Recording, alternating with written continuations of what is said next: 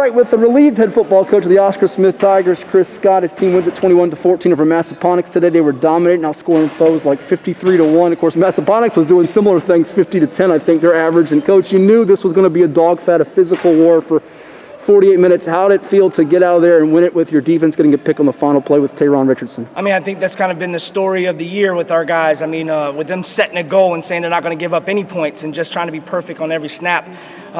Tip my hat to those guys in the first half on the other side of the ball for Massaponax, because those guys were able to take advantage of some runs early on. But our defense dug in, kind of changed a little bit. We had some quick hitters in the first half. I believe we were 3 for 4 in our drives. Mm-hmm. And then, and it was fast-paced, so the defense was out on a lot. We came back out. We became more physical, running the ball, went down the field, ate up the clock, and I think it kind of backed those guys up to where our defense was going to be ready to make the play because they had to drive the whole field, and they did a great job of finishing it. Did you sense at halftime that you'd have to, because your fast-paced work near the end of the half, you guys didn't get that first score, did you sense you had to change it up to win this game? Because it worked for you in the second half with that kind of grinded-out mentality with the run, then setting up some passes. Yeah, I think that that was definitely coming out of the half, that was something that we thought we might have to go where we call it NASCAR, mm-hmm. and have it kind of switch up. You kind of throw a fastball, you throw a curveball, throw a knuckleball, but we definitely thought we need to get the defense a little bit of rest after an 8-play drive and they're able to get a stop or,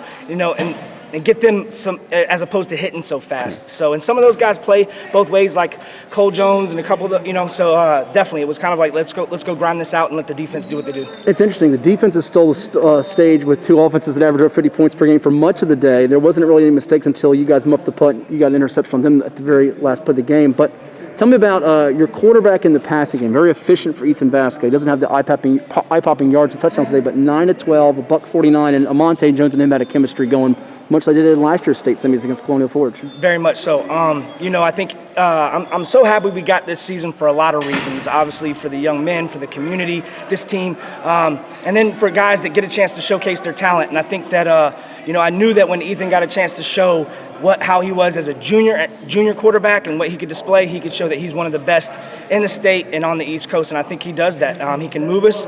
He's our general. He switched up some of the count when we snapped the ball because they show their blitzes a lot. So he just did some small things, and then he dinked and dunked and make some plays with his legs and just did some things to keep us going. And he led us just like he did last year, and is doing it as he's getting better. Fair to say that the Tigers might not win today without that gutsy call and the play. Was it Gary Parker, junior kicker? Never heard of him, but he gets the fake field goal that converts it for you because they might have had more time to go down and possibly score if you don't get that. That was a huge, huge play in the second half. Well, the Smith football gods are shining on us, and I tell you, we went in not knowing what we were going to do with our kicking game, and he came in and struggled doing extra points, hadn't kicked ever, and soccer coach said, hey, he's going to work at it, and he's one of our hardest working guys.